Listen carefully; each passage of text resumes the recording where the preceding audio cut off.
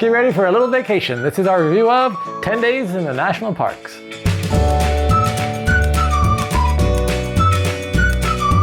We were given a copy of the game from the publisher so that we could do this review video. If you'd like to find out more information or buy a copy of the game, check out the links in the description below. 10 Days to the National Parks. It's a card drafting, race to the finish, connections building game. On your turn, you're going to draft a card from one of the 3 face-up or from the draw pile. You're going to add it to your 10-day itinerary and trying to make connections from one park to another park. Sometimes you can use plane, sometimes you can use car, sometimes you can use boat. But the idea is that you got to go from day 1 from one area, day 10 to the other area, and they all have to connect either by foot, car, or boat. First player that can achieve that wins. Race to the finish. I really enjoyed the concept of this game because I like to plan out my trips to the national parks where I'm like, okay, well, these are all kind of grouped together, so we can go here, drive here, visit here, stop here, do all these kind of things. So I like the concept of this game of you're making the itinerary. However, it's a very simple game in that all you're doing is drafting and then either replacing one or discarding that card if you don't want to use it to try to make your itinerary.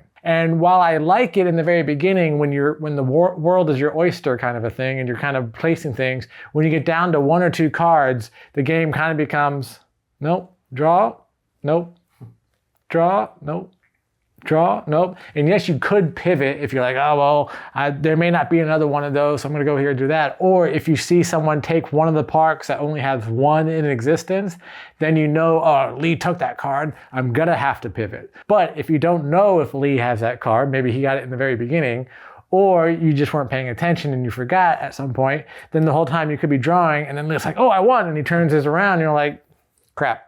I was playing for nothing. So that's why I like the concept. The execution is like, it's fun, but it's not like a lot of fun. You know us, right? Like really anything outdoorsy, parks, we're always like, oh, tell us more. I was really excited to jump into this. The whole itinerary building really reminds me of, what was that? Let's Go to Japan. Although that had more, like a lot more strategy in depth because it's like, okay, go here, set collection, you can only do this. This one, it seemed more, cozy, I guess, might be the word compared to that game, right? If I'm using that as a frame of reference. More cozy. Stress-free. Yeah, stress-free because, you know, your main goal is just first one that actually has a full, complete itinerary. So really, you could have like 6 planes in here or 5 planes in here and just go park, plane, park, plane, park, plane. And then you'd be like, oh, all right, all done. And, you know, there's no like adding up scores more. Like if Kenny happened to just walk all 10 parks in 10 days because they were all touching versus me, I like just flew around because I was so lucky. Yeah, so lucky, just get on the plane and go to the next park. Either way, whoever did it first wins. I'm on the fence about that, but it really all depends like where my mind was when we started the game. If it was like, ooh, it's going to be a crunchy, like thinking real hard game, or it's like, nah, just, you know, we'll start off, just build the itinerary. So I think you can still kind of do that if you wanted to be very like, you know what, I'm going to make the difficulty a little bit harder for myself because I don't want to use planes or something like that. It's possible, but then you'll probably just give the win to someone else if you try it. But you might be that good that you could do it. I did like how, you know, there were some parks that only had 1 card and there were some parks that had multiple cards. And for the ones that multiple cards, you could play it where like you went to that park, then you went to the one right next to it, but then you went back to it because, you know, maybe you just loved it. Yeah, you just really liked that park. It made it easier too that you didn't have to worry about like, oh, I got to continue the chain that way. So it helped out here and there, but I would say you're probably lucky if you found them because it looks like there's what, 1, 2, 3, 4, 5, 6, 7, 8 out of all the parks that might have it, might have multiple cards, so 11, 12? Yeah, somewhere around there. I like that there were 2 parks as well. When I was doing the unboxing, I was like, I wonder why they chose these 2, because it's sort of like Gateway Arch. Why does that one get 2? Why is that one special? That's not even a great national park. But it's based on the location according to this map and the weight and strength of that park in terms of building your route, because you have a lot of parks over here. So if you get a lot of these parks, these are probably kind of connected. Whereas over here, you don't have as many parks. So you kind of need those double connectors that can connect to different things, and multiple people might need those. So it's not based on how popular they are. It's more based on how helpful they'll be in getting across based on geographically where they are in the map. Yeah, like the options available, right? Because Hot Springs touching what? 1, 2, 3, 4, 5, 6, 7 parks. Yeah. So if you just went after those. Across, yeah. What did you not like about the game? Just kind of the end game when you just need that one card. It just doesn't feel worth pivoting. So everyone's waiting for that plane, I guess, or the plane or the boat. Or, the plane. yeah. I think it was just that. Like you said, at some point it came down to, all right, we know what we're all looking for. So if you can plan for that and you're like, okay, I'm either going to get this park or I'm going to get this plane. So somehow positioning really well that, right? But yeah. Yeah, well, if you have a plane and you're set up and all you need is that color, then you're just waiting for one of those colors. That's an even better strategy. Yeah.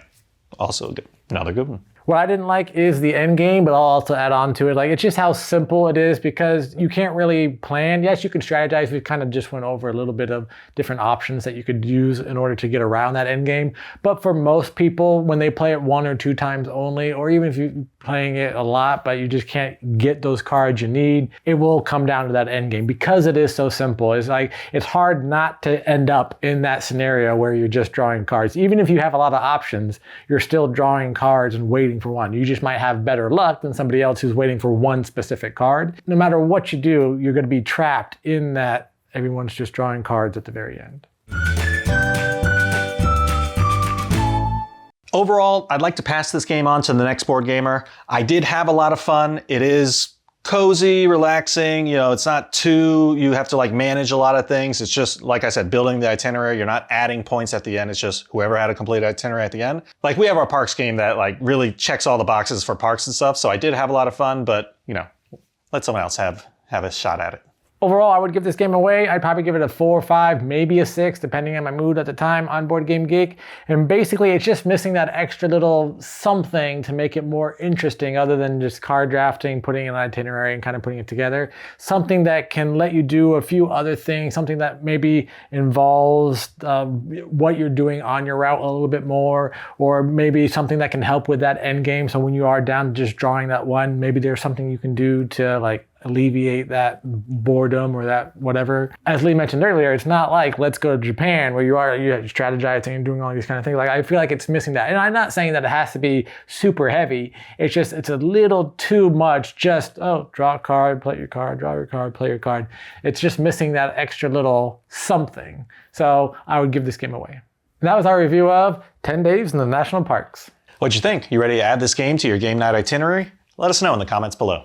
Once again, we'd like to thank the publisher for sending us a copy so that we could do this review video. If you'd like to find out more information or buy a copy, check out the links in our description below. And as always, if you're enjoying our content, please like this video, give it a hype, and comment below. And if you haven't already, please subscribe. Until next time, I'm Lee. I'm Kenny. I go party like a board gamer.